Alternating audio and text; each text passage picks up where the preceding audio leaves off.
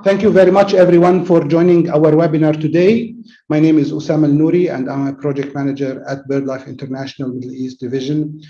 And thanks for our donors that have been supporting us in this project, mainly the MAVA Foundation and the JEF UNDP, who are supporting two important initiatives that are related to hunting.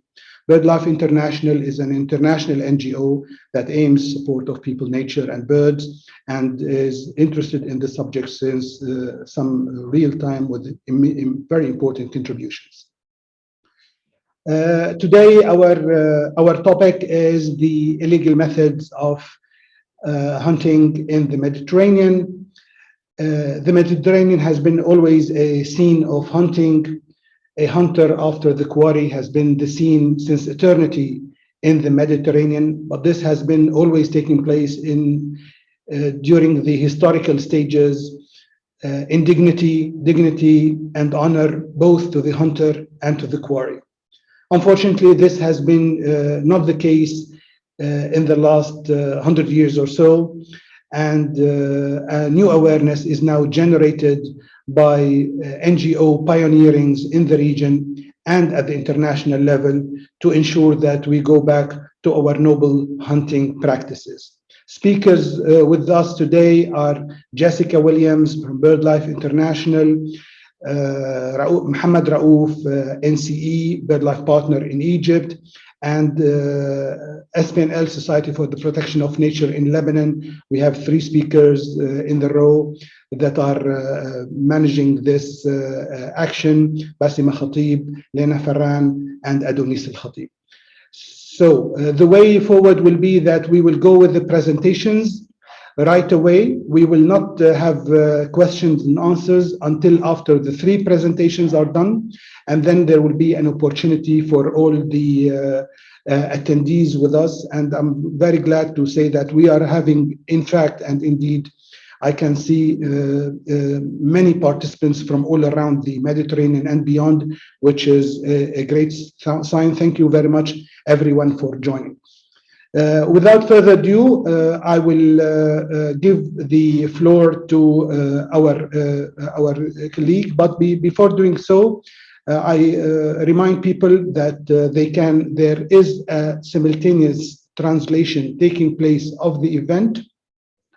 Participants can choose either the English or the Arabic channel to have the interpretation. All the speakers are speaking in English, yet for Arabic speakers who would like to listen to the Arabic interpretation, they can do so. And I am very glad to have our dear colleague Atif Rabi, who is our interpreter of the event of the day. Without further delay, thank you very much. Jessica Williams, BirdLife International, the floor is all yours. Thank you, Osama. Thanks everyone for joining. Bear with me while I share my screen. It's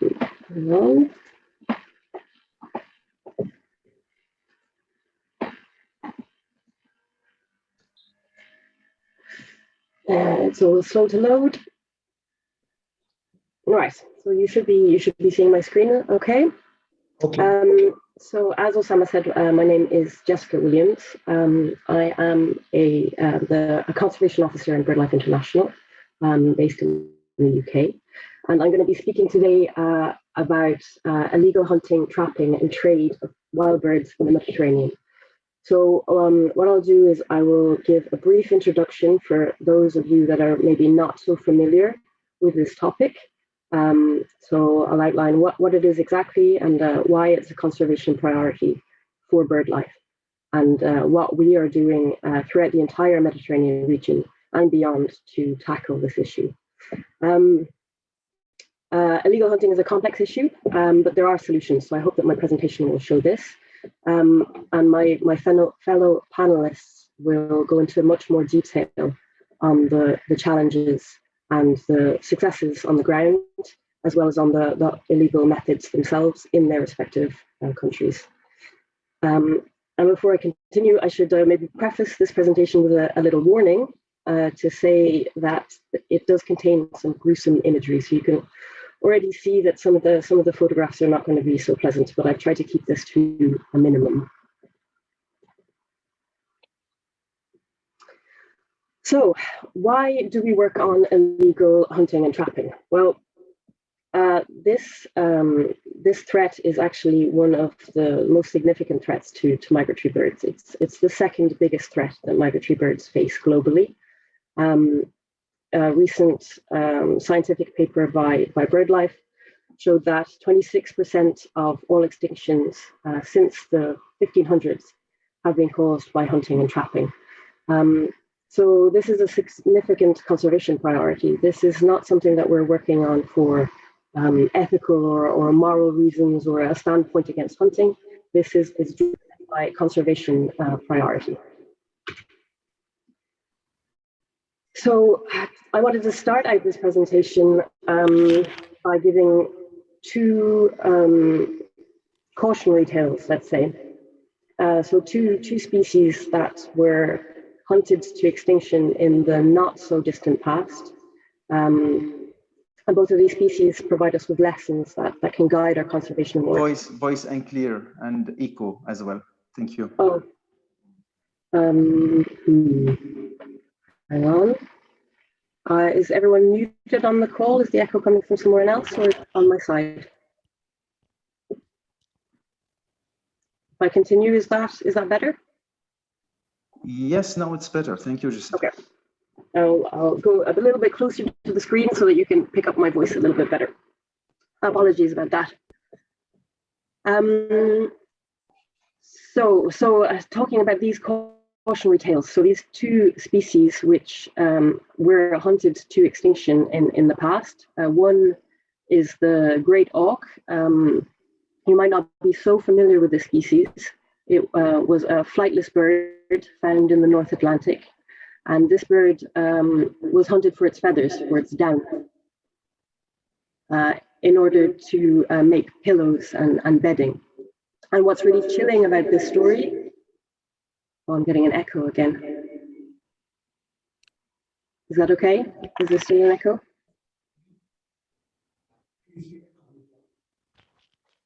Sorry about this, everyone. You can keep. Sorry, there was an issue. It was done. Thank you. Apologies about that. So yes, the great auk, it was one of the first times that humans realized their role in the extinction of a species. So humans, while they were hunting the species, were aware, in fact, that it was going extinct and brought in legislation, so legal protections to try and halt the extinction of the species. The first legal protection for the species came in as early as 1553, and there was many subsequent legal protections in the different regions of the world that it was present, and yet this did not stop its demise. And the second cautionary tale is the passenger pigeon. So many of you will be familiar with this species. Once the most abundant species globally, perhaps. Individuals numbered in their billions, and flocks of this bird were said to blacken the sky. There were so many of them. They were kilometers wide. And the species was also, unfortunately, hunted to extinction. So in a matter of a couple of decades, they went from billions to extinct, and the last one expired in 1914. So the tale here is that abundance of a species is not enough to protect it from extinction. Extinction is still a risk, even when we're talking about abundant species. So then I wanted to flip to modern present-day species that are at risk of extinction due to hunting. So we have the yellow-breasted bunting. This is a once common abundant species in the Eurasian continent, and went from being least concern in 2005. So population was stable. It was not endangered in any way in 2005.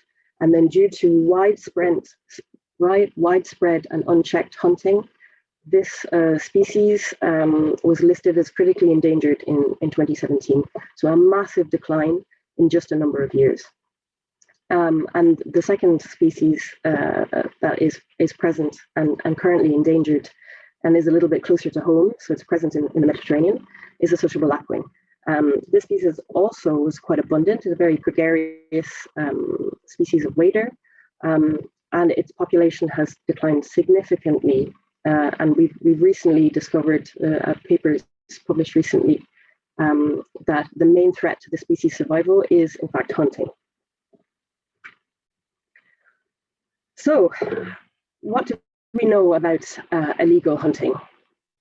Well, in 2015, BirdLife International published the first comprehensive scientific paper on the scope and scale of illegal killing in the Mediterranean.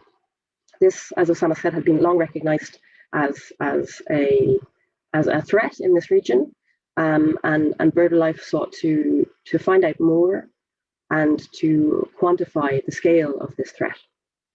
So in 2015, we exposed the magnitude of the illegal killing in the Mediterranean. 25 million birds are estimated to be killed every year in this region.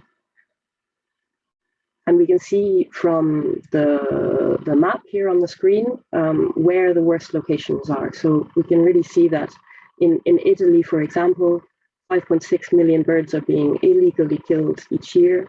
In Egypt, 5.7 million. In Lebanon, 2.6 million. So this is on a huge scale. This is a very significant concern. And wherever we looked, we found illegal killing to be widespread.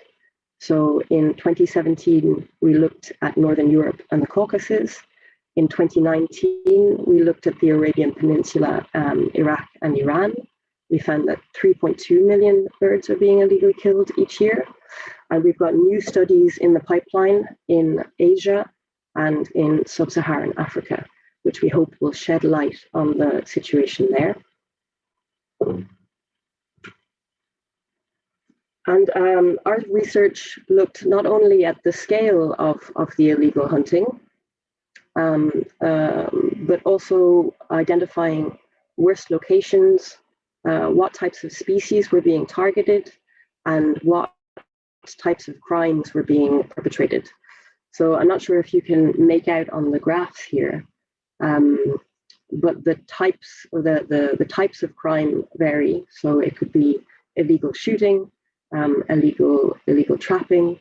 We also have poisoning and persecution, hunting of protected species or in protected areas. So there's a wide variety of crimes taking place. We also, these papers, our research, looked into what the motivations behind the illegal hunting was. And we found that there's a very diverse range of reasons. So there's the drivers, the reasons behind this illegal hunting are diverse, and they're also very culturally specific.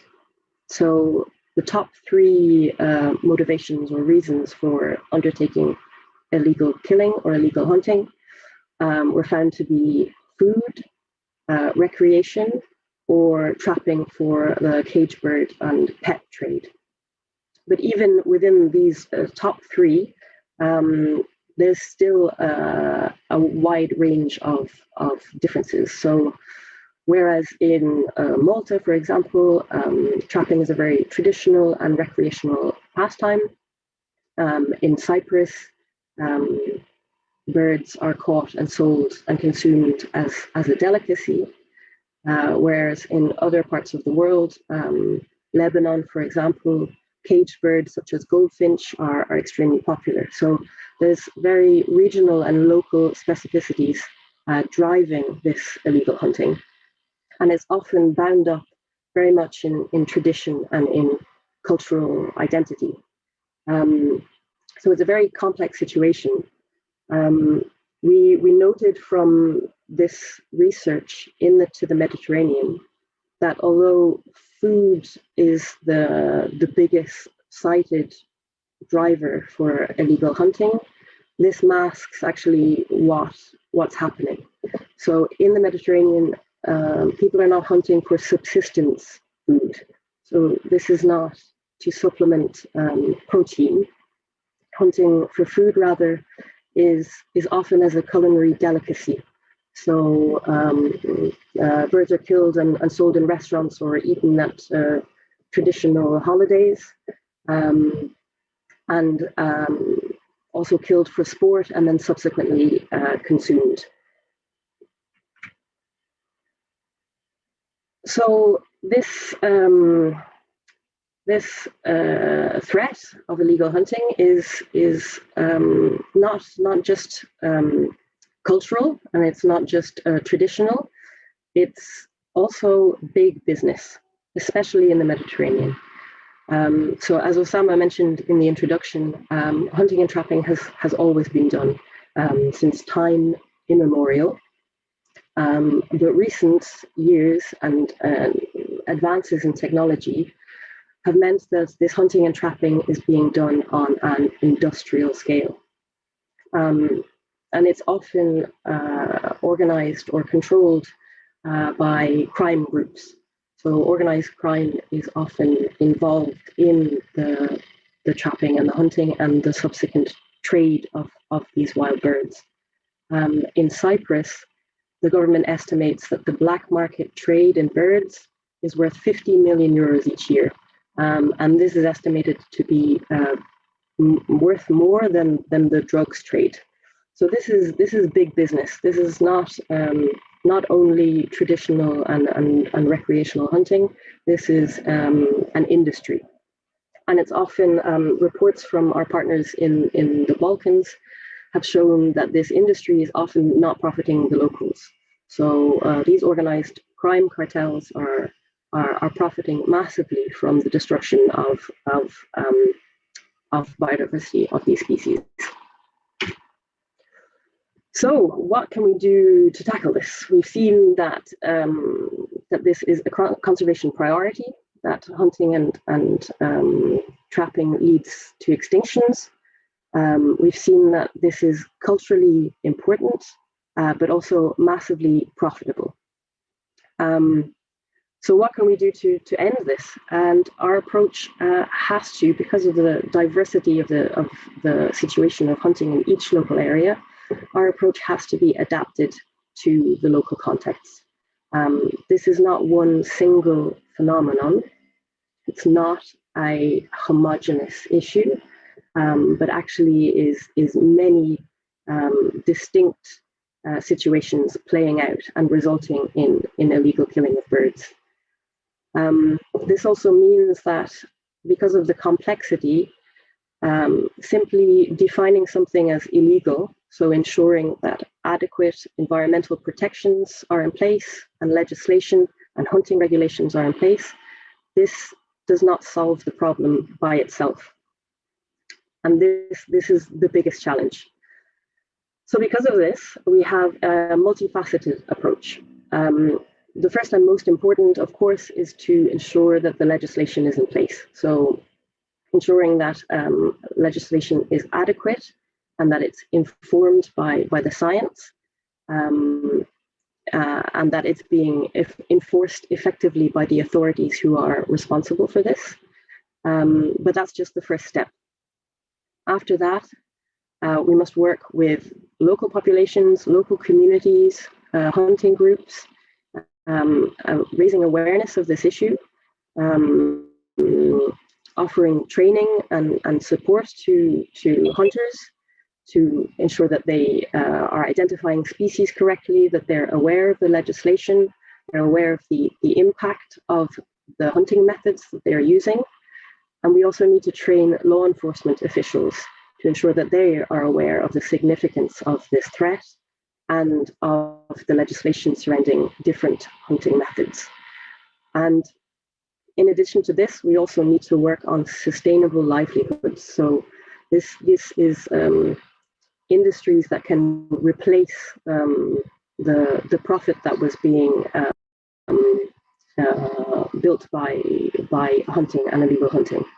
And finally, we also work on rehabilitation centers and release programs. So we care for and we release the birds that have been injured through illegal hunting. So this is on the ground actions, but we also need to tackle this internationally.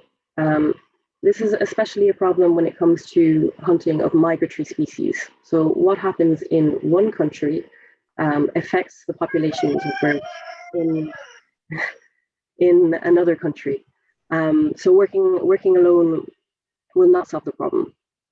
So this is where BirdLife International is uniquely placed to tackle this issue. And our work takes place on different levels. So with our partnership, our BirdLife partners on the ground, we ensure that our conservation actions are joined up. So we're linking work that's happening in Egypt, in Lebanon, in Syria, all up the flyway to make sure that our conservation actions are connected.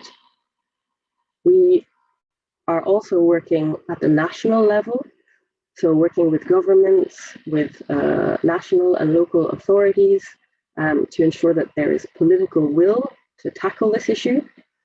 And then one step above that, we're also working at the international level. So this is ensuring broader political will at the international level to tackle this. And in recent years, BirdLife has been incredibly successful at putting this topic on the agenda of the international community.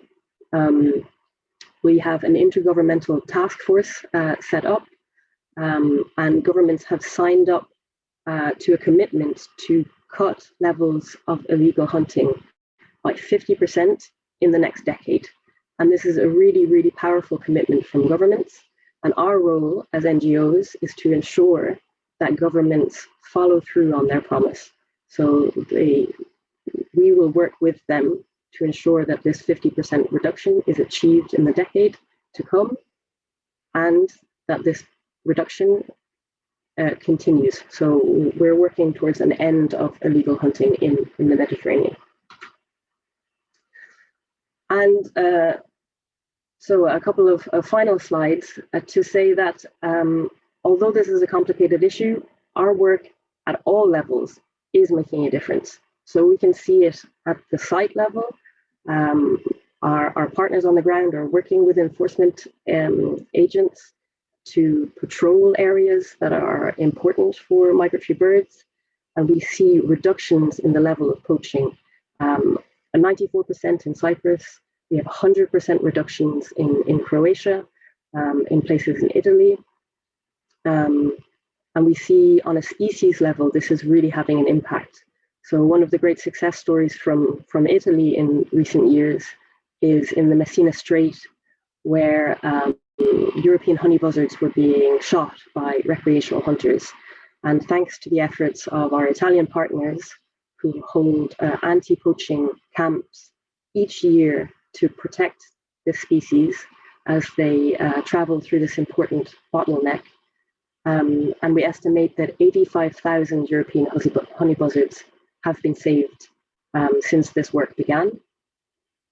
And as I've mentioned, the international commitment by governments is taking effect. So we see that national governments are implementing national action plans.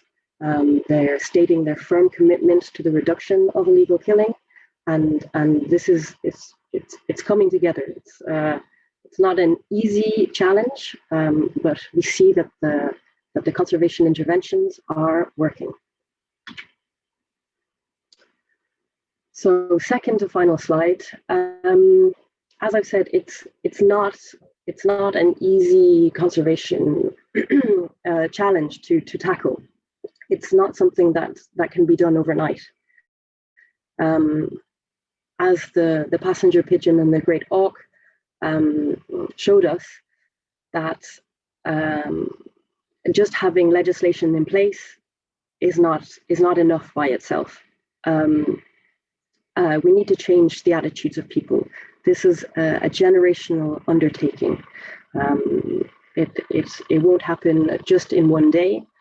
People need to be informed, and they need to be aware of the impact of their actions. Political will needs to support this, and alternative incomes and livelihoods need to be developed in order for people to move away from illegal hunting.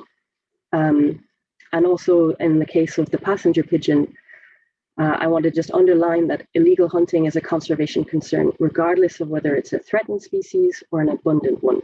As we saw with a passenger pigeon, once hugely abundant, and illegal hunting brought it to extinction. So in BirdLife, we advocate the principle of zero tolerance. Illegal hunting is illegal regardless of the species.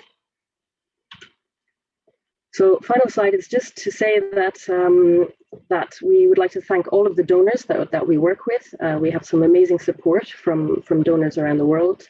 And we rely on the public to take this message, to share it, to speak to local politicians, local enforcement agents, and to support us in any way that they can.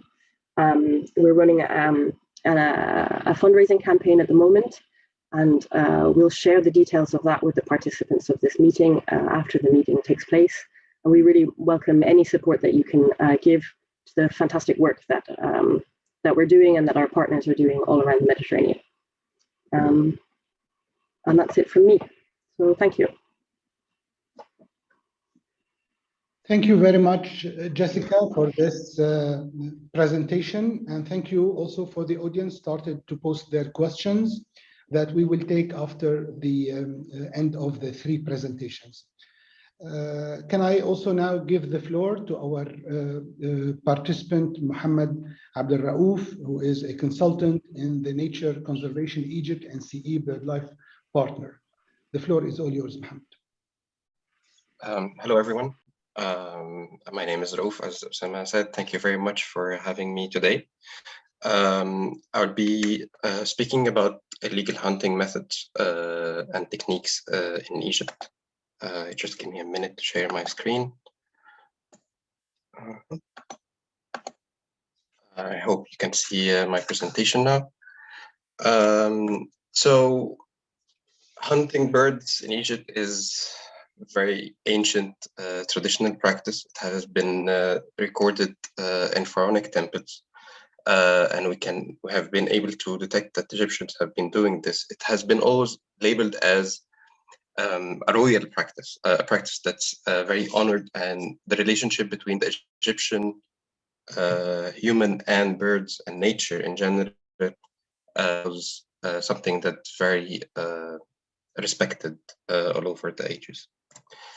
But recently, as was mentioned in the IQB report, and as Jessica mentioned, we were able to record practices of massive hunting, and this led that more attention is given to this practice, and we needed to work on this. So several plans, including a plan and a meeting that was called by the CMS, Convention on Migratory Species, to develop a plan of action to deal with the issue of illegal hunting and trapping in Egypt and along the Mediterranean coast of Egypt and Libya. This plan of action had several 4 objectives, but its main goal was to make the bird trapping activities legal and sustainable. The main objective, and the first objective, was actually to understand the scale and the type of birds that are hunted, where they are hunted, and how they are hunted. We were not at that time in 2015 really aware of everything happening. So through this responsible hunting program that NCE developed along with the WEAA, which is Egyptian Environmental Authority, we were able to do several activities that give us more understanding and a better understanding of the situation in Egypt. At the beginning, we started with a socioeconomic survey, which gave us an understanding of who is hunting and and which practices they are doing. We did a legal review, and then we did the first monitoring, actual monitoring of hunting practices in the field to understand the scale of hunting happening. And also we did some communication and outreach activities. The first thing I would be presenting today is answering the question of who is hunting birds in Egypt. And this we were able to understand better through our socioeconomic study that we did in 2015. So in Egypt, we have three types. We were able to identify three types of hunters. The first of them is the subsistence hunter, who's hunting to get protein, to get his food out of birds. And this kind of hunter is the hunter that has been here for a very long time. But with the development of technology and also the development of population, the ways, the methods of hunting that I will be exploring later developed as well. Then there became a possibility of turning a subsistent hunter into a commercial hunter. We still have commercial hunters who are doing this to get their funds to increase their income in a reasonable way, but also this trade and commercial hunting started to be happening on a very huge scale, and we have records of hunters who and traders who are even exporting all kinds of birds from Egypt on a massive scale. The third type of hunter is recreational hunter, who's actually doesn't need money or food and who's doing this as a hobby. We find that actually that in different occasions that the recreational hunter is actually spending money to be able to hunt, to develop his techniques and so on. So knowing who's hunting will then help us also understand how hunting is happening, or how each of these kinds of hunters are using different methods and different techniques to hunt birds. But basically, like the main outcome that we had to get out from our socioeconomic study was that we need to acknowledge the cultural roots of bird hunting in Egypt and its importance to the individuals involved in this activity.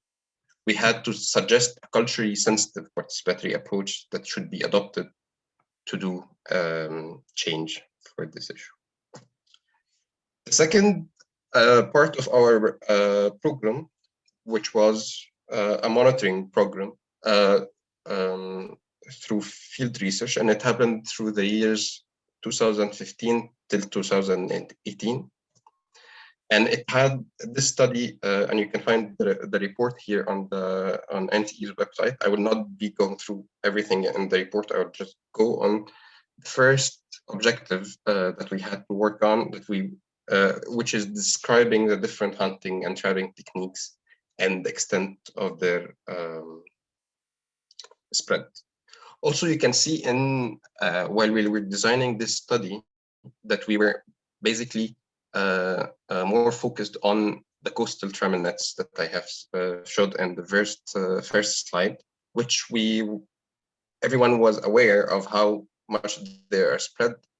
But when we started this study, we thought that this is the biggest method that people are using to hunt birds. But I will be sharing with you the outcomes we reached, which was quite different from what we thought at the beginning. So to be examining the northern coast of Egypt, we're speaking about 1,000 kilometers. So we had to divide Egyptians Mediterranean coast to blocks, and we did our study on this. I will not go also very deeply in the methodology of this study, but just tell you that we had to look at this distribution of blocks, and also we did a distribution of the types of hunters and the methods of hunting and the different species in each block. Also, it has to be noted that Block 6, which is happening in North Sinai, was wasn't accessible in most times of the study for security reasons, of course. So the first hunting method that we recorded and we were able to monitor was the coastal trammel nets. And actually, coastal trammel nets are permitted and they are regulated by a ministerial decree that's released by the Ministry of Environment. It's updated every year and it gives the specs and all the kind of species that are allowed to be hunted by the different methods. So some methods are actually permitted and some of them are not permitted. And I will be exploring all the different methods of hunting birds in Egypt. And I will be stating which ones are permitted and what are their specs and which ones are not and so on. So the first method is the coastal trammel nets. And they are nets found between 500 meter and 1000 meter of the coastline. They are mainly designed to be hunting quails in autumn, and they can reach heights up to 3 meters. They are consisted of 2 layers of nets, and when the birds cross the Mediterranean and they go just to land in Egypt, they are the first thing they meet the birds that they are met with these nets, and then they become trapped in a pocket formed by the entanglement of the both layers of the net. According to the regulations and according to the degree, trammel nets should be placed 500 meters, at least 500 meters from the shore, and each 1000 meters of nets should have 250 meters of gaps to allow for the passage of birds. There are exceptions for this rule that in the areas that are urbanized and that people can put the nets closer than 500 meters. And also in the following years, the 500 meters became 300 meters. It was changed by it keeps changing every year based on the ministerial decree. But these are legal and they are basically used to hunt quails. Through our study, we were able to realize that 490 kilometers of the 800 kilometers that we surveyed in the coastline were covered by coastal trammel nets, which is 61% of the surveyed points. So we can say that at least 61% of Egypt's coastline in autumn are covered by coastal trammel nets. This is how it looks. This is how the quails are getting trapped in the nets. And it's an old practice, but it's getting more and more spread every year in Egypt. Second hunting method that's used in Egypt, and it's actually it's also permitted one. It's a traditional hunting method. It's called Turraha, and it's basically a small fishing net that is thrown by hunters or travel at shrubs and small trees to catch birds. They are permitted due to their traditional nature and small scale of trapping, and can be found all along the coast. They are traditional, and I personally, through my field visits, I never saw them really happening. They're getting now declining in comparison to the other hunting methods. One more traditional method is this one is called Daish, which means a nest, and it's one of the oldest trapping techniques. It's basically happen when through reeds that the hunters develop, and it was traditionally and historically used to target corncrake, but and also due to their traditional nature and small scale of trapping, they are permitted to be used for hunting birds. The third hunting method that's permitted is actually shotgun, and they are usually we are using this model of 12 to 20 millimeter bores. And they are usually actually used with decoys and bird calling devices as supporting methods and techniques to be used with these methods.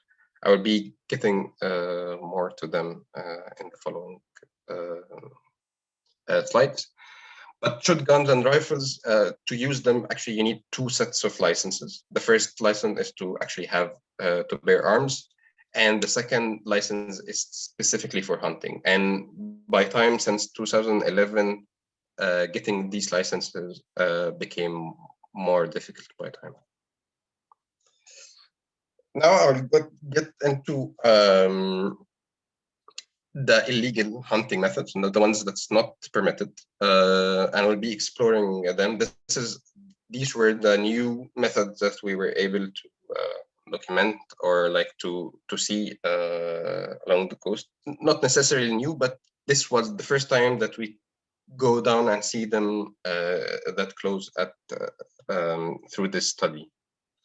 So the first one of them is actually the inland trammel nets, which are also trammel nets, very similar to the coastal trammel nets, but these ones are actually placed one more inward in the coastline, so 1 to 5 kilometers from the coastline, and they're usually much shorter and in a small scale, and they are usually almost all the time are accompanied by bird calling devices, which is a supportive tool that's widely used in these areas.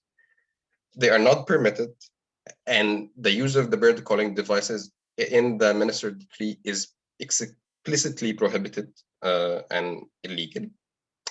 Usually, coast inland trammel nets are not used alone. They are usually accompanied by lime sticks, the one we can see here, where birds stick. So hunters usually stay in areas where they have inland trammel nets accompanied by lime sticks and the sound calling device. And as you may know, that the lime sticks are one of the oldest trapping techniques as well. They are made of the sticks. These sticks have a sticky glue where birds stick to them. Lime sticks, inland trammel nets. These methods are more on the eastern area of Egyptian coast, and they are usually used by subsistence hunters and trade hunters. While, for example, shotguns are more used on the western side of the country, where hunters are able to afford this methods.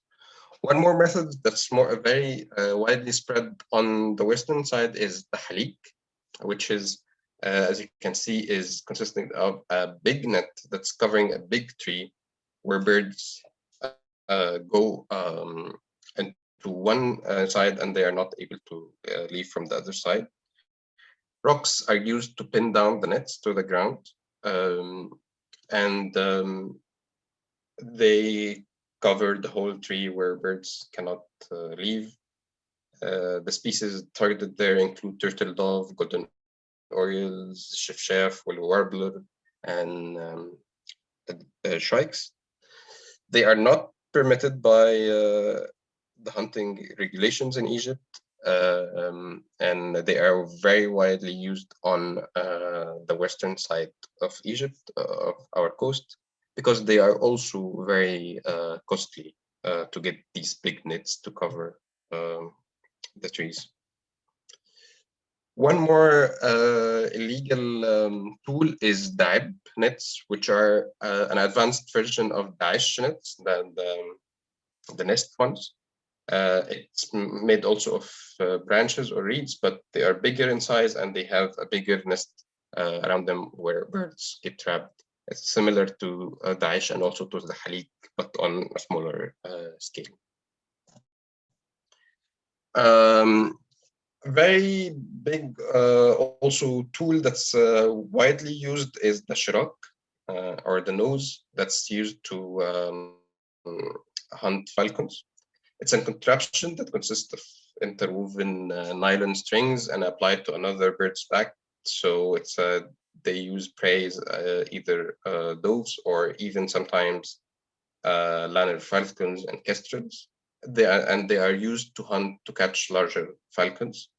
And this practice is widely fueled by seasonal demand from the Gulf for hunting birds of prey, where they get exported for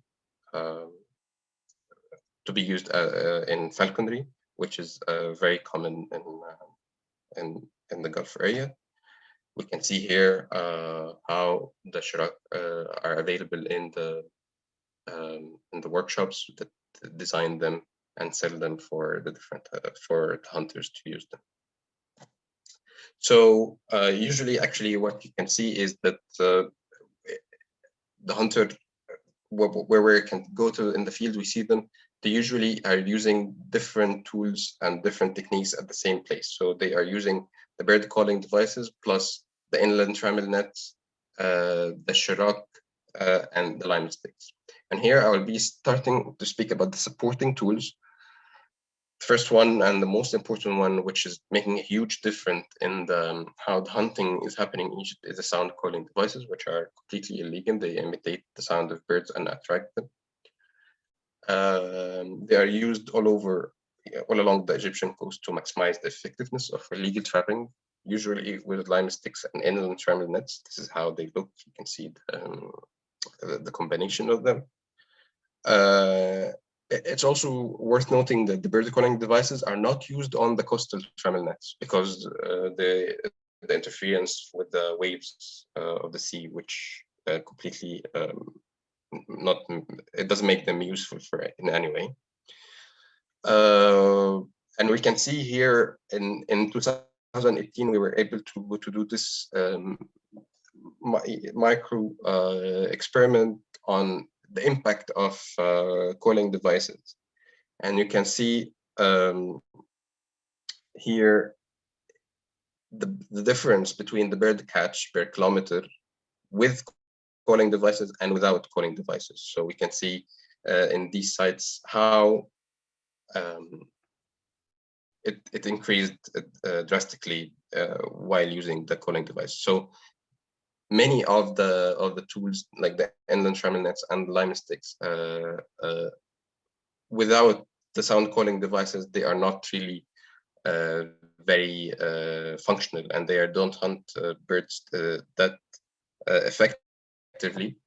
So, but with the addition of a sound calling devices, which is getting very widely spread, which is very easy, just an MP3 player and a speaker, then you can have the sounds. It's increasing. Its impact is increasing in a high manner. So technology and the increase of people doing this practices of hunting are actually increasing the bird catch drastically over the years.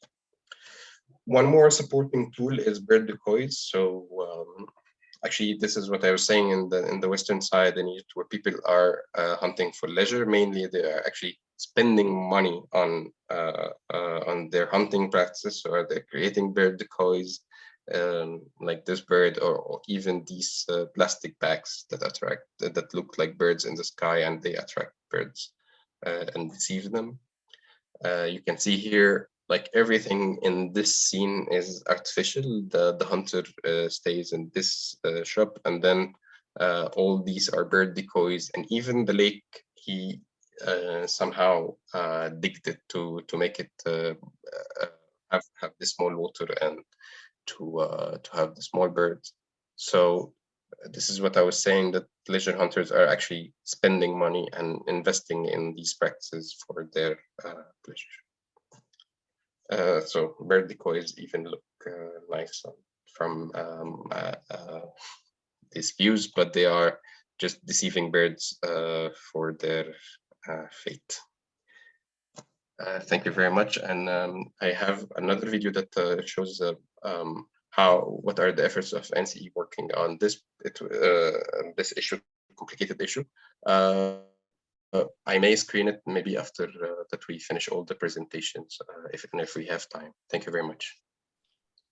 Thank you very much, Raouf, for this interesting and comprehensive analysis of methods and ways of the presentation. You've been very specific and direct to the point. With the great pleasure, I would, if you'd like to stop sharing your screen, please, I would give the floor to the Society of the Protection of Nature in Lebanon. And with the three speakers, Bassem Al-Khatib, the Assistant Director, will start, and then we'll move to Lena Ferran, who is leading on the EKB effort, and then to our colleague, Adonis Al-Khatib, in the anti-poaching unit at SPNL. So, Bassema, with pleasure, the floor is all yours. Bassema, would you unmute yourself, please? Thank you very much, Osama. Please bear with me in order to share my screen. Let me also thank all the participants for their questions and remind them to keep posting it, and we will take it after the three speakers. Thank you very much. Good morning, everybody. My name is Bassem Al-Khatib, and I represent SPNL, Society for the Protection of Nature in Lebanon. And our presentation will tackle the illegal hunting methods, tools, and techniques in Lebanon. The presentation will be presented by three people. I'll start giving an overview about the hunting situation in Lebanon. Then my colleague Lena will concentrate on the illegal methods used by the Lebanese shooters, and my colleague Adonis Al-Khatib will provide an overview how is the relation between the shooters and hunters, and how do we deal with them in order to mitigate the illegal killing in Lebanon. First, I'll start by an overview of the hunting problem. Actually, in Lebanon, it's a social hobby which is embedded in our culture, and usually it's transferred through generations from father to son. And specifically, it's known to be like a model from politicians in the country, and a role model for the rest of the shooters in the country. The issue has evolved along the years, specifically when we had the hunting ban in 1995, and with that there has been a new generation of youth has evolved, which doesn't respect the nature nor the birds in the country. They usually shoot on everything that flies, regardless of species, season, time, and tools, and they even shoot on migratory soaring birds that they do not eat. Specifically, I want to highlight the location of Lebanon along the flyway. It lies on the second most important flyway in the world, and it's very important for migratory soaring birds in specific. It's considered by ornithologists as a main bottleneck as the whole country. We have more than 400 recorded bird species. Out of them, 291 are regularly occurring, where all of these birds are addressed by shooters, by illegal killing. Further, I will go back to the study that Jessica has mentioned, which has been done by BirdLife International along the whole Mediterranean in 2015, where it has been identified that more than 2.6 million birds are illegally killed over Lebanon on an annual basis.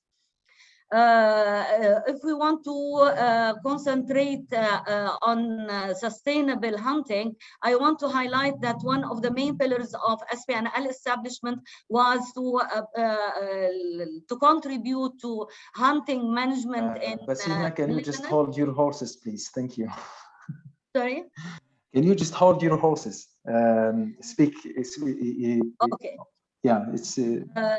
Regarding the Convention of Biological Diversity, they have highlighted the definition of sustainable hunting in its Article 2, where they said it's the use of wild game species and their habitat in a way and at a rate that does not lead to the long-term decline of biodiversity, and also to meet the needs and aspirations of the present and future generations, in addition to maintaining the hunting hobby as an accepted social, economic, and cultural activity.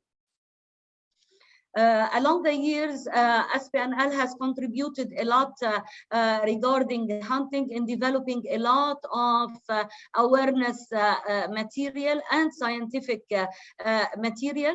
But the most important milestone was the development of the Hunter Manual, which was adopted by the government for the exams that the hunter need to do in order to get the hunting license.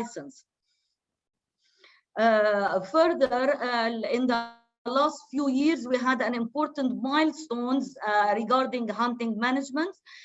Specifically in March 2017, the president of the country has declared a peace treaty between man and nature, between man and birds, urging Lebanese in order to protect birds and specifically migratory soaring birds. Followed by that, in April 2017, the Minister of Environment has opened the hunting season for the first time in 22 years since the hunting ban in 1995. In May 2017, the president has established the National Committee to be coordinated by Ms. Claudine Onrofus, who is the special advisor of the president. And this committee includes all the stakeholders that are involved in the hunting management, aiming to promote smooth coordination between the different organizations in the country. Further, this committee has another aim to develop a roadmap and a 5-year action plan against illegal killing of birds, where SPNL volunteered to develop these 2 documents. Based on that, in May 2017, we have done a national conference in West Beqa Country Club involving all the stakeholders involved in hunting management, where we developed this roadmap and the 5-year action plan. During the remaining of the year, we successfully got the endorsement by the Ministry of Environment, the Ministry of Tourism, and also by the Presidential Palace. Further, we have contributed, in addition to awareness and education, we contributed to the development of the new hunting law, which is number 580, which was issued in 2004. And we contributed also to the development of its application decrees, because the law in Lebanon is usually a general framework that needs its application decrees in order to be implemented. Later on, it needed until 2011 in order to establish the Hunting Higher Council that includes all the organizations that are involved in hunting management. And also, it's important to highlight that this hunting law mandated for the hunter to carry a hunting permit, a gun permit, and a medical insurance as a mandatory documents to be carried with him in the field in order to be a legal hunter. So the law enforcement had started in 2017 with the declaration of opening the hunting season.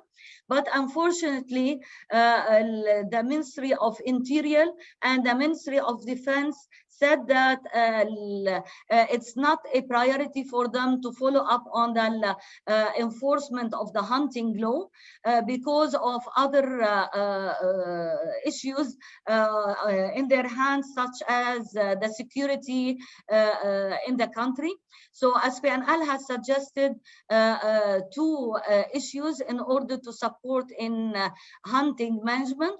One of them is to promote responsible hunting areas in the country, where hunting could be restricted to these areas under the management of municipalities and using all the regulations in the hunting law and its application decrees, while banning hunting in the rest of the country.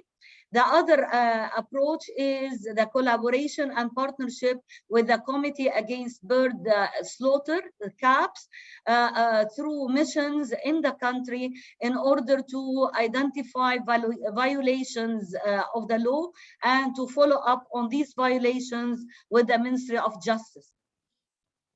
Regarding the responsible hunting areas, during the migratory soaring bird in stage 1, we have worked with UNDP and the Ministry of Environment to identify 12 objective criteria in order to identify these sites in the country. And based on that, we identified 8 areas in different regions in the country that has been adopted by the municipalities of these areas. In stage 2 of the migratory soaring bird, we have developed an online interactive map that will be uploaded on SPNL website, and it identifies all potential areas for responsible hunting area on all land tenure of the country.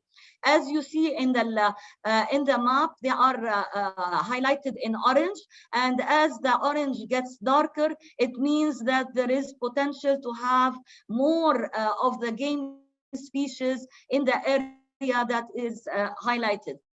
I would encourage you to look at this map at SPNL website, because it's really very interesting and it helps a lot in identifying responsible hunting areas within the country. Regarding the partnership with CAPS, this has started also in 2017, where we had in September the first mission of CAPS in the country, aiming to identify and document illegal killing violations and to follow up on this with the Ministry of Justice. And since that time, we are having missions twice to Lebanon annually in autumn and spring migrations. Based on that, we have established at SPNL, between us and the Middle East Center for Sustainable Hunting, we have established the anti-poaching unit in April 2018 in order to work on in the country in order to identify violations and to prosecute the violators in collaboration with the internal security forces. As an example of this work, in 1 month, in April 2020, we have been successful to identify and confiscate more than 800 meters of mist nets in the same region within Lebanon. Further, another issue that has been noted in the last year, we had been receiving a lot of calls related to finding injured MSB birds, and based on that, SPNL has been proactive in its action and receiving these birds and changing the bird aviary in Mount Lebanon Hima Center that's located in Kayfoun in order to be able to care for these birds and to rehabilitate them in collaboration with vets and providing medications and food. And as you see in these pictures, these are cases of different MSB birds that has been cared for during the last year. Further, I'd like to highlight that we had a lot of support on national level. The main one was from the presidential palace, as we said, from the peace treaty, and also for in another event in 2019, in May 2019, as a celebration for the World Migratory Bird Day. We had a very big event at the presidential palace for the issuing of a new 3 bird stamps to be used on national level, where more than 100 people had attended the event and been covered by media on a national and international level. In addition to the support from the presidential palace, we had support from the Ministry of Interior and municipalities, which urged the internal security forces to support the anti-poaching unit in order to facilitate the implementation of the hunting law. Further, the Ministry of Education has also issued a letter asking schools to allocate a 1 hour during the month of April 2019 to talk about the birds and their importance to their students in order to promote positive attitude and behavior with the children. Further, the government has finally issued the law for protected area management in the country, which includes 4 categories. One of them is the Hima community-based approach, which is promoted by SPNL since 2004 for the protection of especially ecological important areas. I don't want to close before having some positive note and success stories in the last few years. We have done an analysis on national level in order to compare different parameters since 2018 up till 2020, and we have noted that all the parameters has been decreasing along the years, specifically the richness in birds that has been killed per plot, and also the individual number of birds per plot, the number of species carried by hunters, and the number of individual birds carried by hunters. All of these parameters has been decreasing from 2018 to 2020, and further during the COVID-19 and the financial crisis in the country maybe has been a blessing for the birds in over Lebanon, because this has led to the decrease of illegal killing in the country because of the increase in the cost of ammunition. So this is the results of the study that has been done by Dr. Ghassan Ramadan Jaradi, who is our SPNL ornithologist.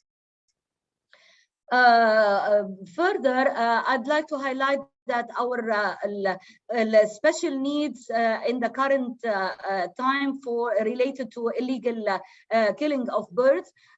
First, we need a lot of support for the anti-poaching unit work through providing tools, equipment, and running costs for the unit, because we are not only working during the missions of CAPS, but we are also responding to all the calls during the whole year and the whole seasons, which needs a lot of effort and time and running costs. Another issue that needs support is to establish model RHAs per each muhafaza in order to support the hunting management in the country. Further, we need also support the work on the injured MSBs, bird rescue that we talked about, and we have already started since last year. These are the most important issues that we are working on, and we need support from donors in the current time. Now I would leave the speech to my colleague Lena to talk about illegal hunting tools in the country. And thank you.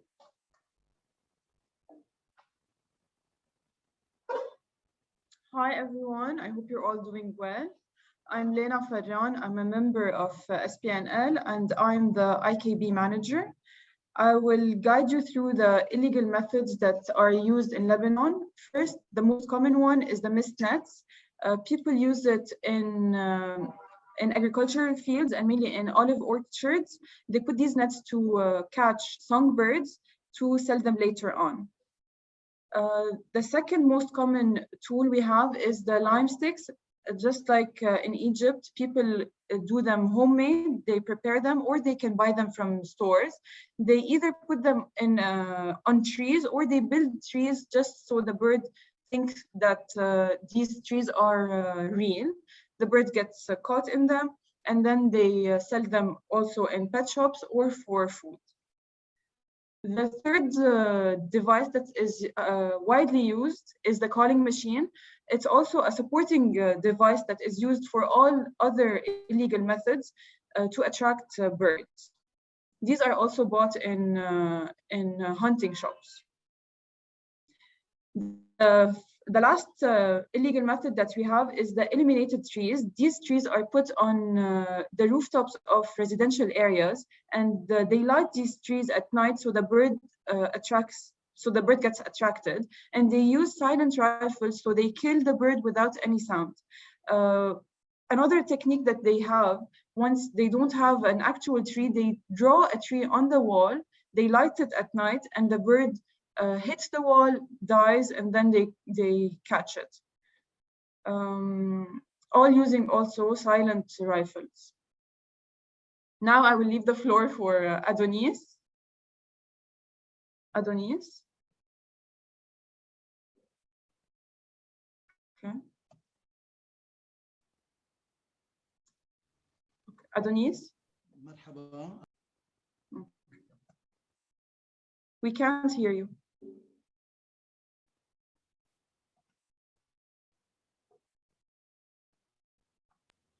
مرحبا. Yes.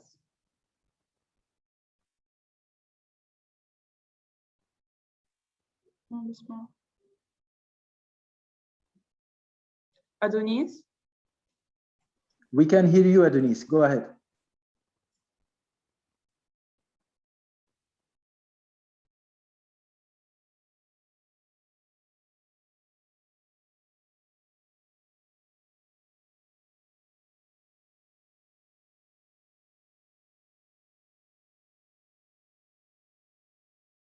الو اسامه.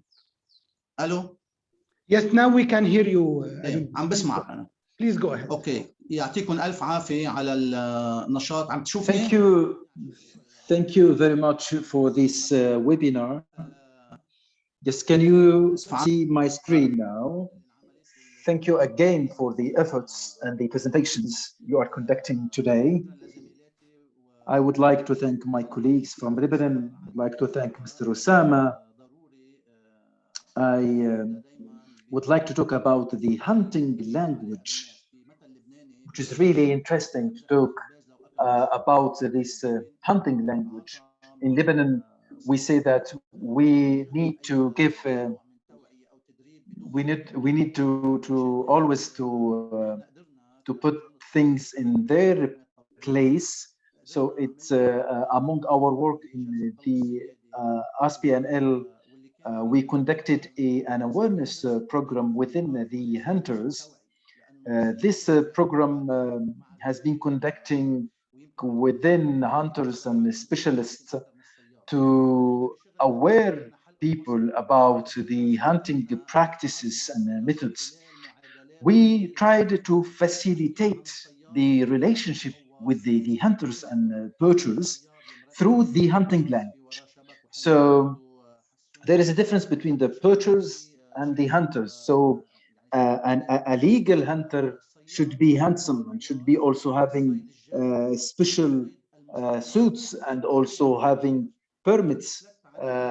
He is an official hunter and he is also respecting nature. So, but the poacher is not. So what we tried to do is to conduct a partnership within Said magazine and ASPNL, the hunting magazine, which is conducting a partnership within the hunters and poachers. And so within this program, hunters now they have a main role with us. It's not only to have sustainable practices, but also to conduct by themselves an awareness program within their colleagues and their with other hunters. So within this program, we provided a communication approach to fight illegal methods of hunting. And actually, all what we are conducting in the field is communicated to the forces in Lebanon, and it resulted a very positive impact in the field. So as you can see in the pictures in my presentation, so actually a monthly basis report or a monthly basis article is published in the Said magazine talking about the positive results of our work within the security forces and our other partners. So the next picture is when we conducted the responsible hunter program, and we invited our stakeholders to this activity, and the security forces have been represented by a huge number of their representatives. هيدا لا هيدا لا program is the illegal hunting prohibiting illegal hunting in Lebanon. We call it in Arabic هيدا لا. That means that these birds you should not hunt. So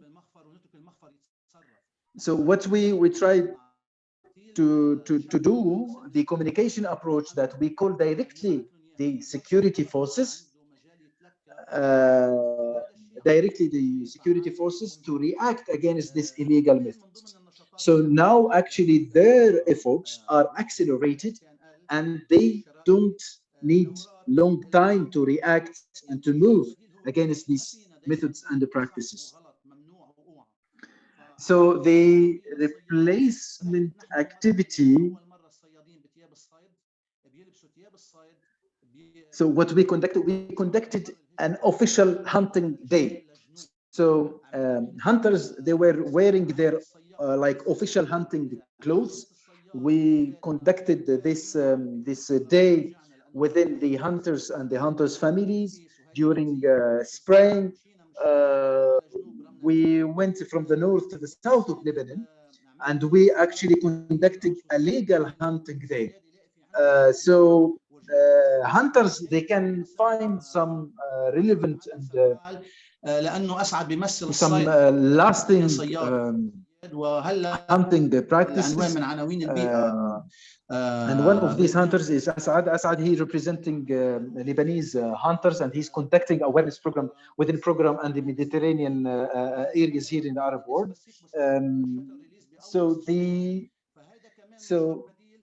So actually we tried to conduct this legal hunting days and activities within the hunters beside the magazine, the Said magazine, which is also conducting informative activities, and we can publish actually their legal practices. And like this, we are awareing other hunters and other people who are still practicing illegal methods. So as you can see in the pictures, we are distributing these brochures for legal and official hunting practices. And Asad Sarhan, the hunter's representative, he's wearing his official hunting clothes, as you can see, uniform actually. And we are really conducting this awareness program among on the national level. We're trying also to conduct another anti-poaching program to support the hunters and the relative people in this sector. We are working. We're working according to the hunting season. We are learning that we have a main role to help injured soaring birds, because during our activities we can find these birds and we can also rescue them. We can rescue them and then rehabilitate them and raise these birds in the nature. So if we cannot protect this, it's not only protecting them from dying or being hunted, but even protecting them from being injured. So this is what I wanted to represent, to give you today and sharing with you today. Thank you. Thank you very much, SPNL team, all Basima, Lena, and Adonis for your presentation. And with that, we come to the end of the first section of the event, which is the presentation section, and we move into tackling the questions posed by the participants. And let me start by them and try to address them. David, and in a separate note, Michelle as well, they said that in a Mediterranean context, why do we use the term illegal hunting and not illegal killing? You will not get far, David thinks, with your approach at national level working with hunters unless you use the correct terminology.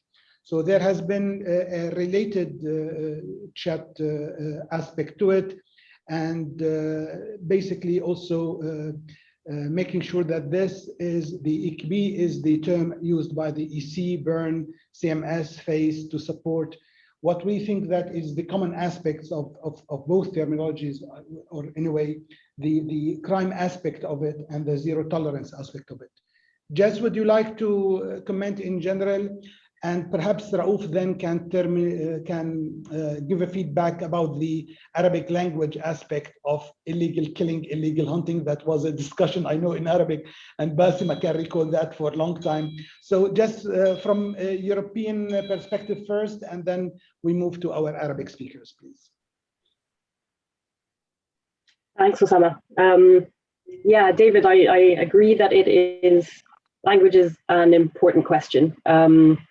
And that the term illegal killing is used in the international agreements, for example. However, illegal killing is a shorthand that we use. So the full term being illegal killing, trapping, take, and trade, which is a bit of a mouthful. And it comes down to cultural sensitivity. So we understand that in an EU context, illegal killing is the preferred term. And that's usually the term that we use, but it's not an appropriate term in most other regions in the world. So just having this shorthand of illegal killing, it's not indicative enough of what we mean and is culturally insensitive or inappropriate. So in this context, speaking in the eastern part of the Mediterranean, Egypt and Lebanon, and we use the term illegal hunting as a more appropriate term. And actually what Osama was just alluding to, the conversations around this term in Arabic, it's the intent is to have something that's easily understood. And we also use the term poachers, but this is a conversation that goes back and forth. Also the previous presentation alluded to it. So yes, in this context, we feel that illegal hunting is the best and most appropriate term. Thank you, Jess. Raouf, and then Basma, if any comments on that? I don't have much to add. than what Jessica said. Yes, it's in Arabic, it's a very sensitive thing to mention killing, to use the word killing, and it shifts the mood of the meetings and shifts the mood of any discussion we're having when we use this expression, especially in Arabic. So, and it gets us into a lot of discussion. It gets us away from what we want to discuss. So, from a very practical point of view and a very a place that we want to build a coalition, not to make people stay in the conflict. It's preferred to use the term hunting in English and in Arabic as well. Thank you. Basima, how do you see this? Yes, actually, it has been explained by Osama and Raouf. But what I want to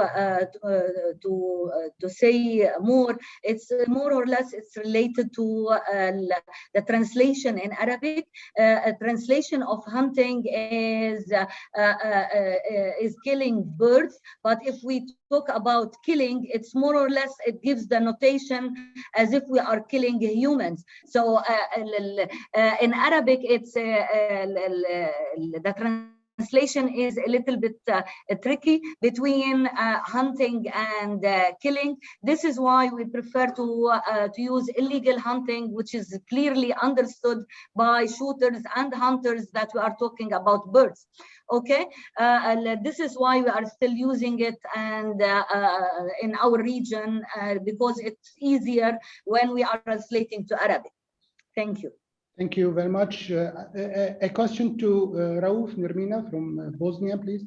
Are the inland trammel nets illegal completely or just when accompanied by a calling device?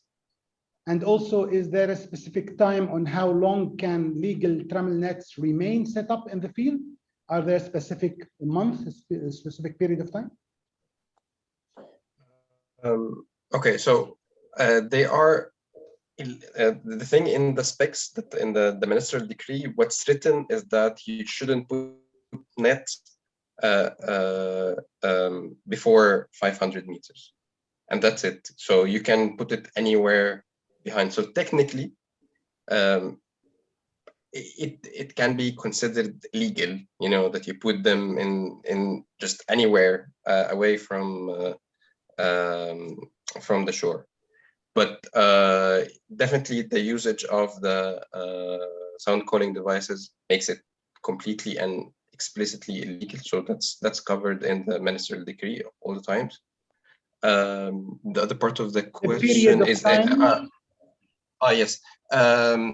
It's written also that the hunter is responsible to remove the nets in the time after the season ends. So it's also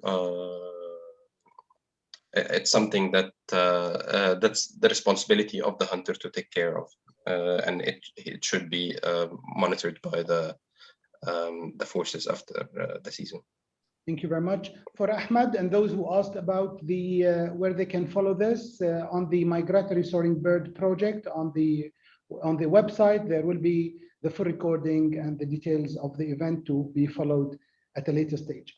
Another question also to Raouf, that's an anonymous attendee. He said, are the regulations for the permitted hunting methods, such as the gaps for the trammel nets, respected, enforced? Is there a daily limit of the bird taken? Let me start one by one. So let's go. Are the regulations for the permitted hunting methods respected, enforced? Sometimes, yes. It happens.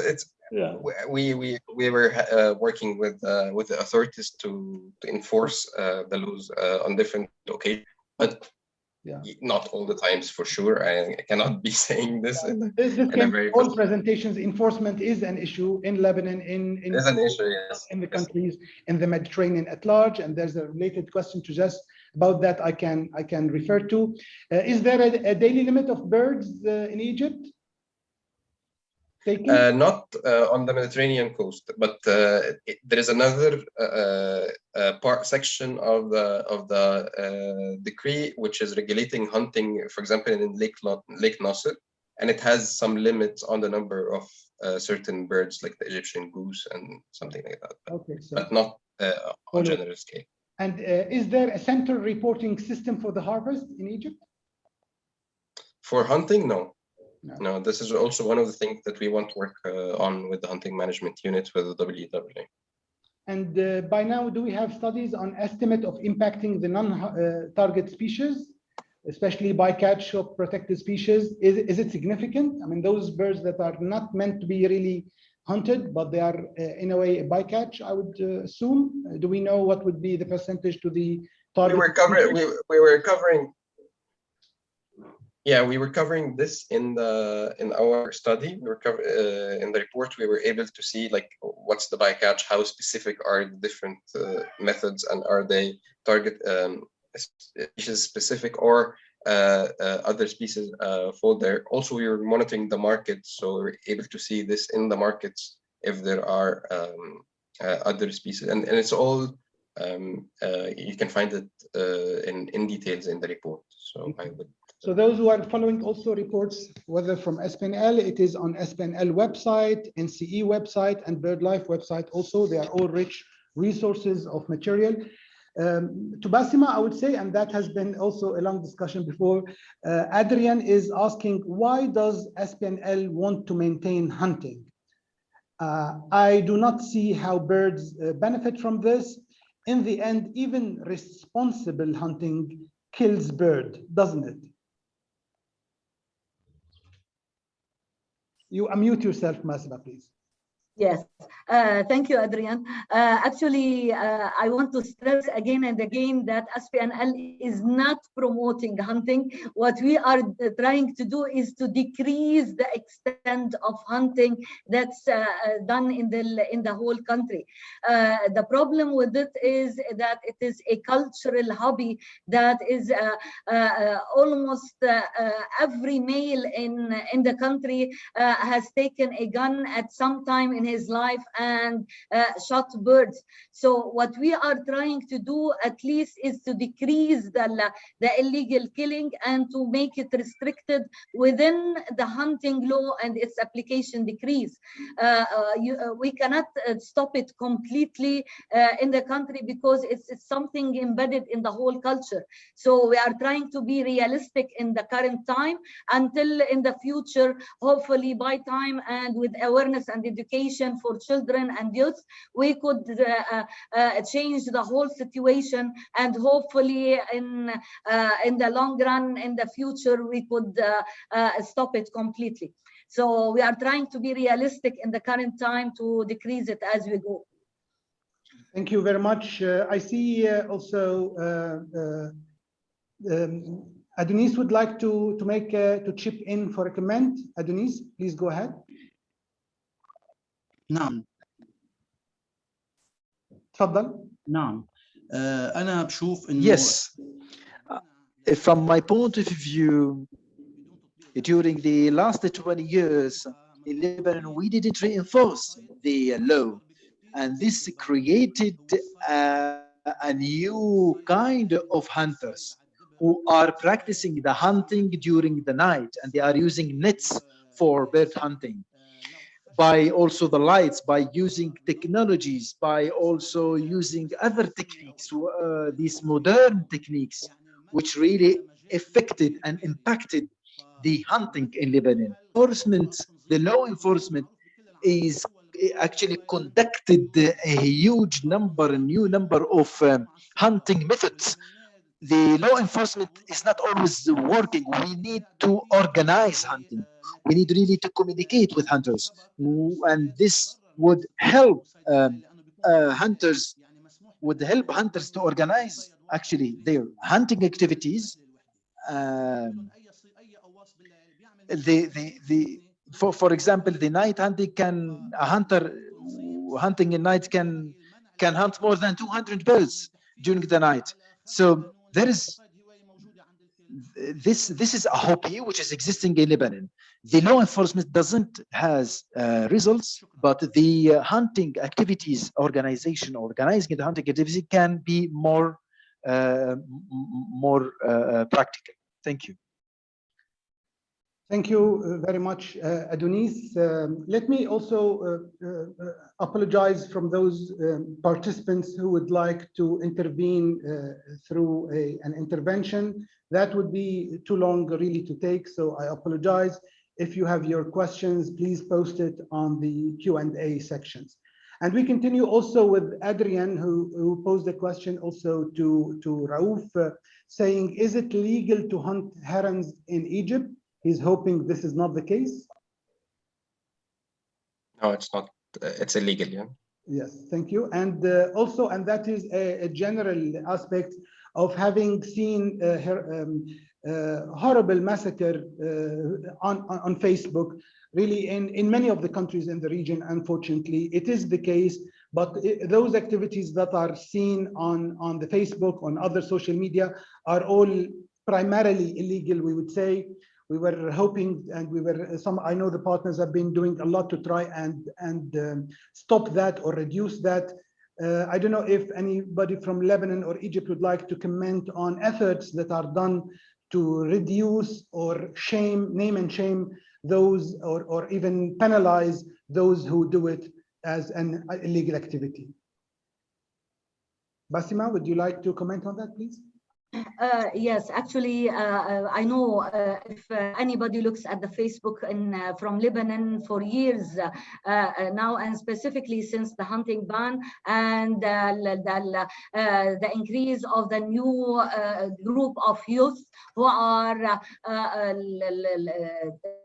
they have no respect for nature or birds. During these years, we have seen a lot of devastating pictures on Facebook. But as Adonis has said, we have worked a lot with the shooters and the hunters in order to have some partnership with these hunter groups and to change their attitude and behavior to professional hunters. And with these collaborations and partnership, we have noted that there is a lot of decrease of these pictures on the Facebook, and they are collaborating a lot in changing the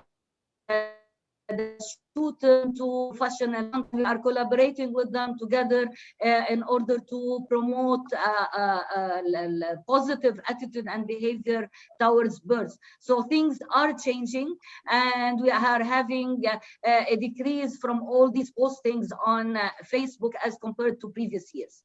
I hope things will continue decreasing as we go in order to finish this issue.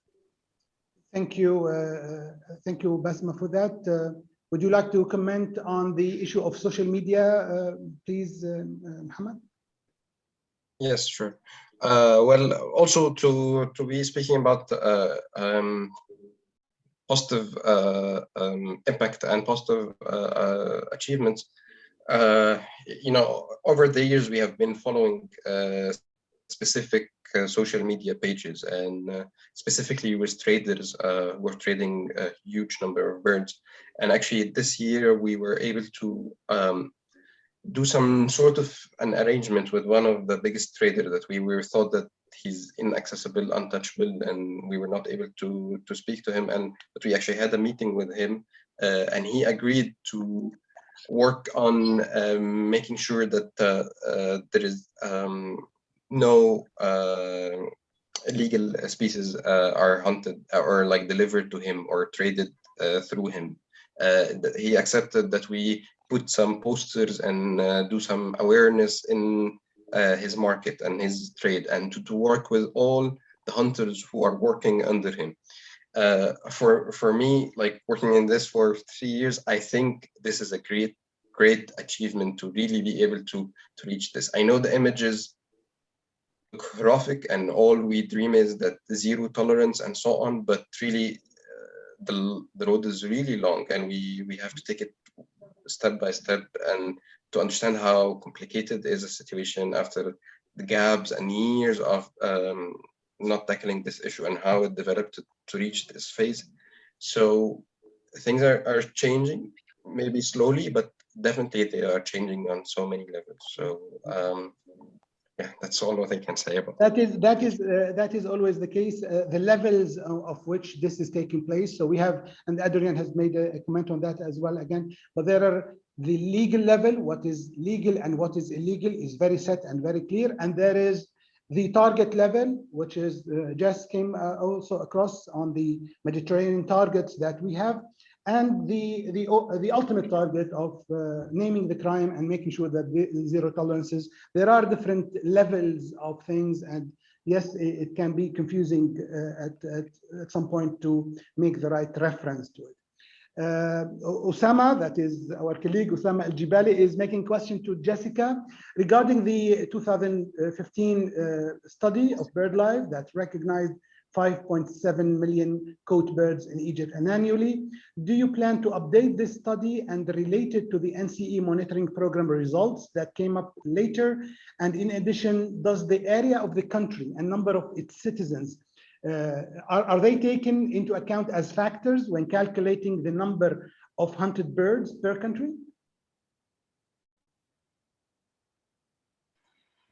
Yeah, thanks for that question. So I might kick half of it over to Mohammed about updating with new results from monitoring. But I'll first go to what we were looking into with that report.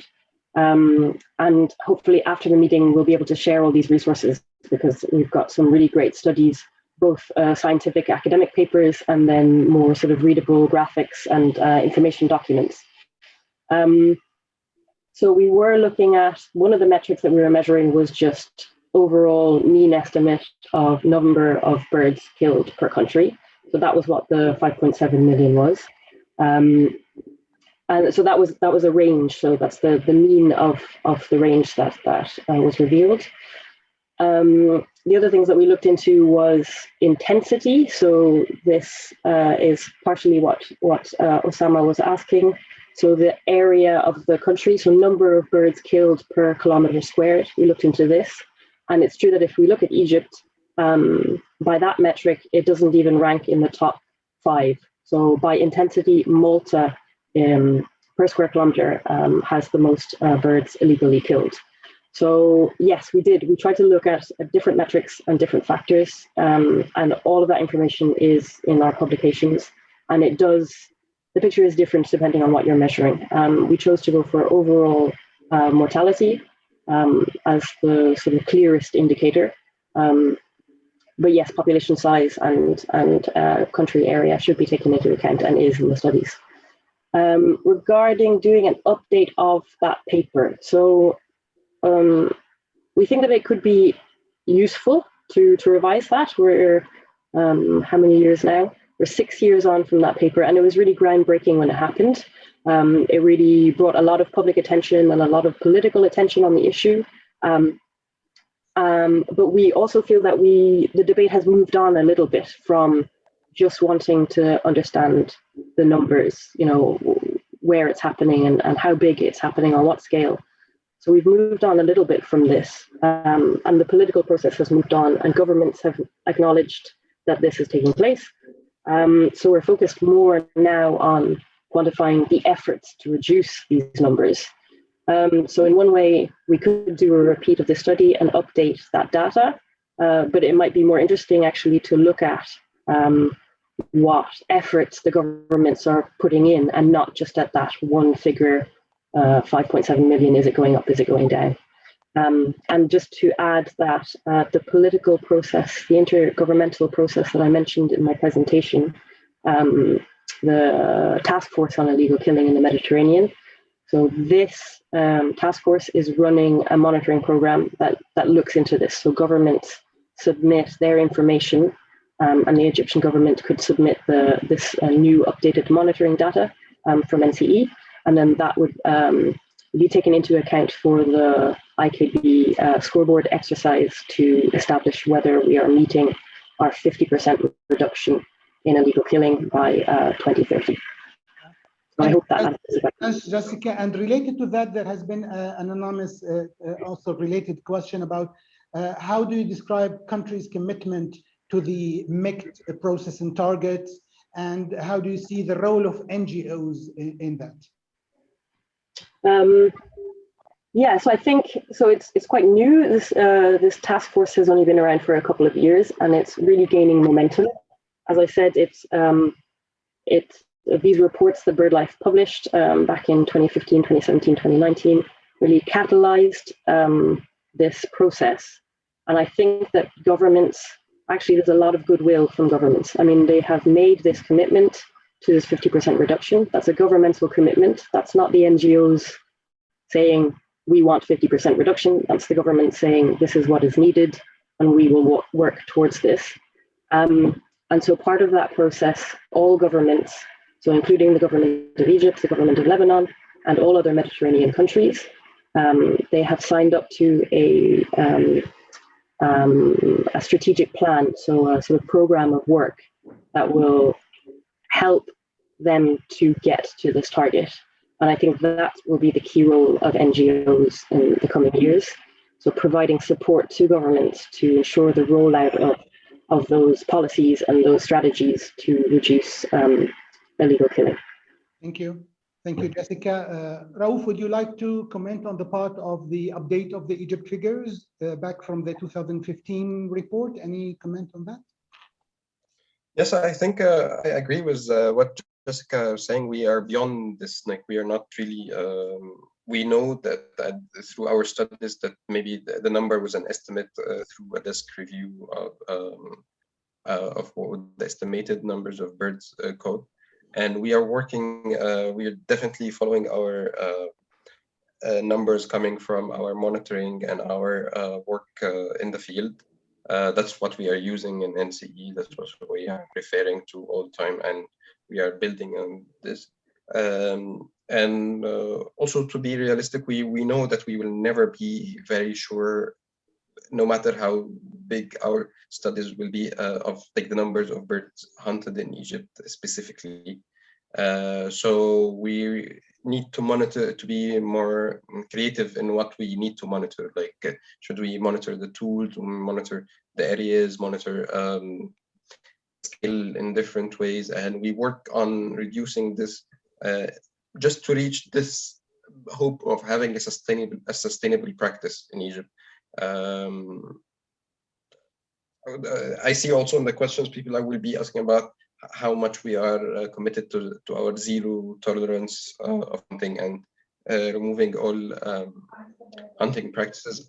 Yeah. I think this is far, and we are living in a context where you have the Aichi targets not met at all, and all the work on all the legal and the commitments the governments take over the years, they were not met. And we know that we have great ambitions, but what's happening in reality is different. And so I think monitoring the numbers is something that we are getting beyond, and we are trying to do our monitoring on different aspects. Conservation efforts, for example, could be a good start. Thank you very much.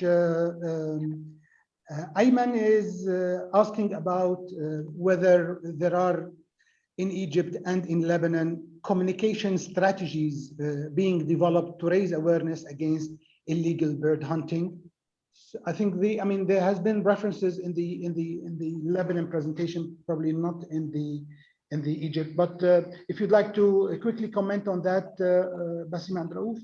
Raouf, would you go first, I think, and then Basima? Sure, we do. Like in my presentation, I wasn't referring to any of the efforts. I wasn't understanding this, but definitely we are working. We have a communication strategy, and we have done several communication activities. One of them is actually one of the videos. I'm really very proud of because I think created in this video, there was so much work on us developing a very specific message that's suitable and that really translates how we see this issue. We know that there are so many, all the time we go to the field, we know we are bombarded by questions of colonial actions, where the money is coming from. You're coming from a message from Europe. This is not Egypt. This is not how it's happening in the area. This is not us. This is, and so on. So it was very tricky, and it was a very complicated process to develop a communication strategy and a communication message that really showed that our care of birds and our care of the issue is coming from a national perspective. I will be sharing the YouTube link to this video in the comments so everyone can see it and can really grasp how we see this. Sorry that we don't have the time to show the video, but please do share it in the link, please. Basima, over to you. Any comment on your SPNL communication work? Yes, thank you, Osama.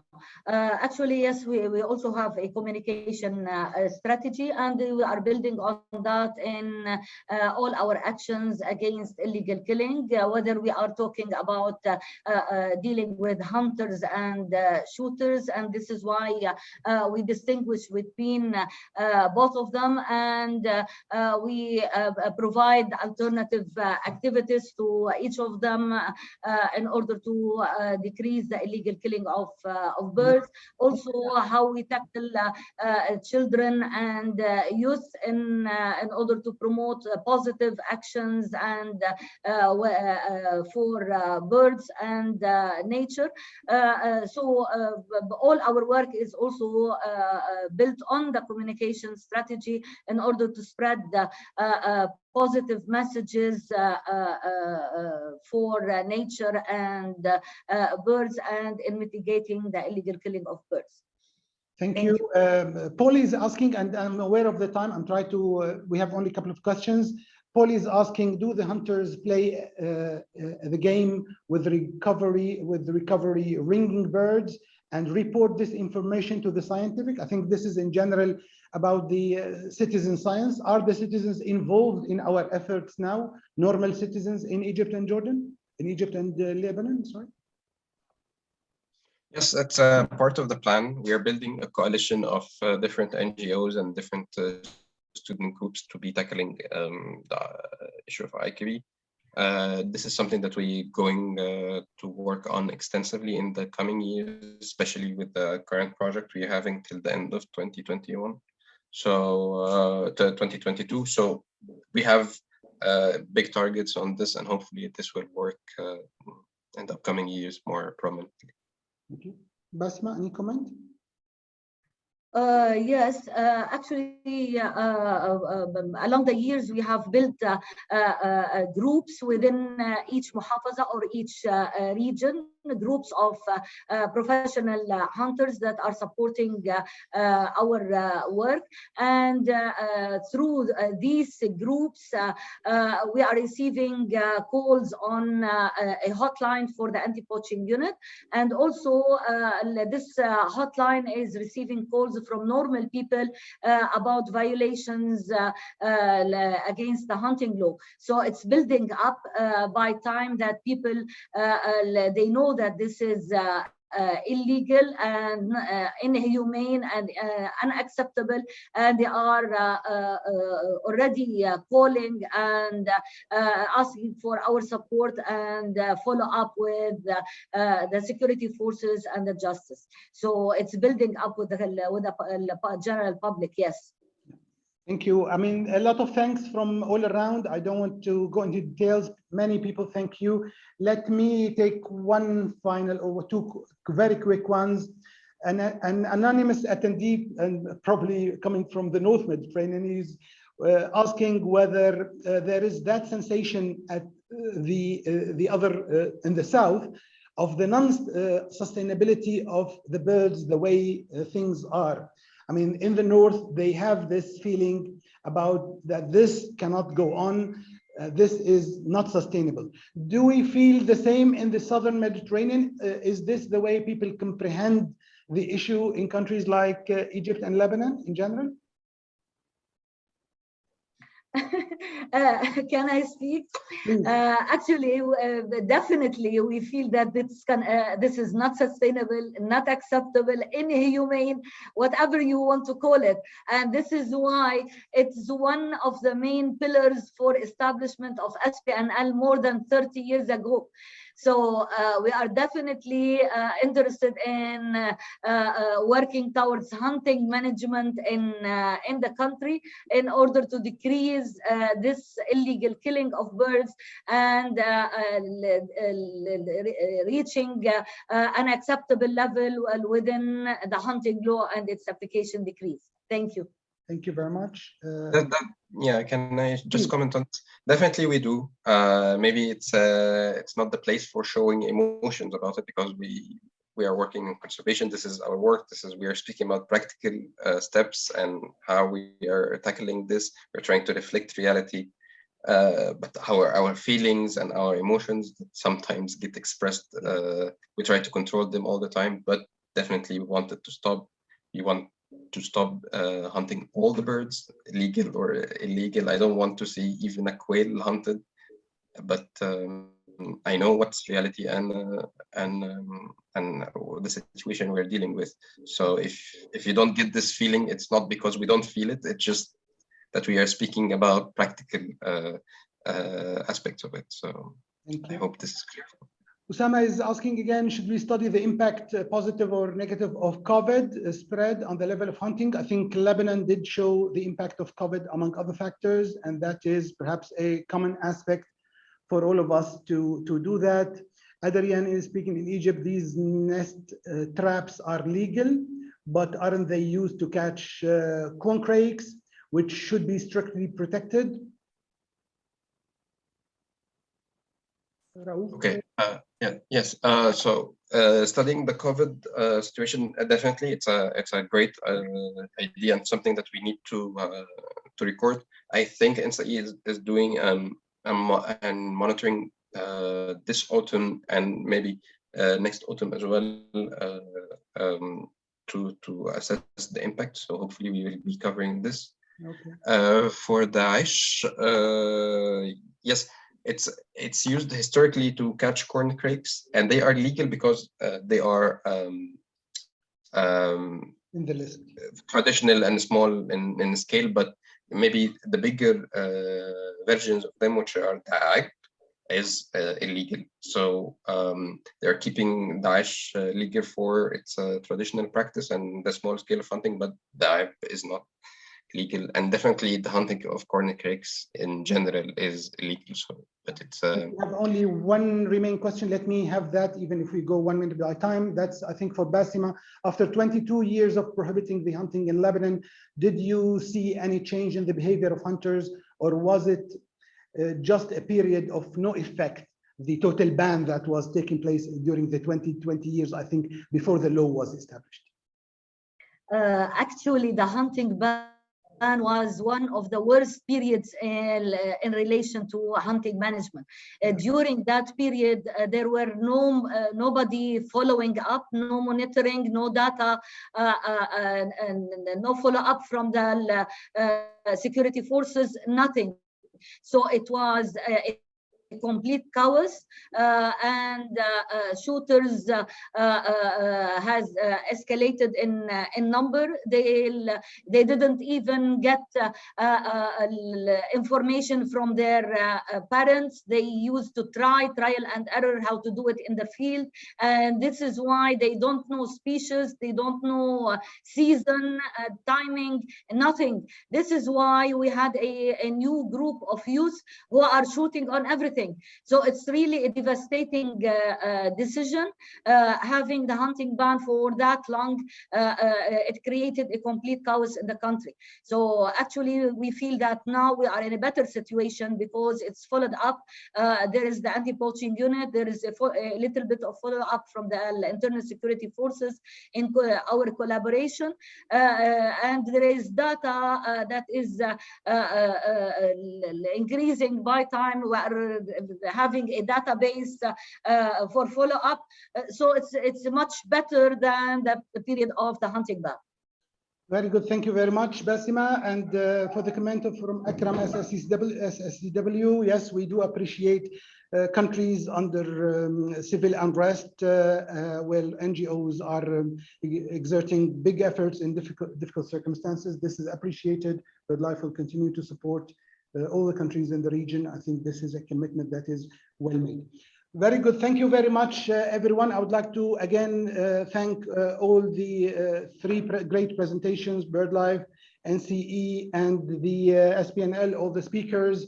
I would like to, not to miss, thank Atif, our great interpreter, for this excellent job. Thank all the participants. It is clear that we need more of those discussions, more interaction on the subject, and hopefully with the great support that we are getting from the MAVA Foundation and from the Migratory Soaring Bird Project, we are continuing to do that. Thank you very much. You can definitely contribute to the efforts of BirdLife and donate on the link that is there now on the screen for those who would like to support the BirdLife ongoing efforts or directly support the BirdLife partners in that field. And we promise to continue that discussion live and ongoing. Thank you very much. Thank you. And hopefully till next time. Thank you very much.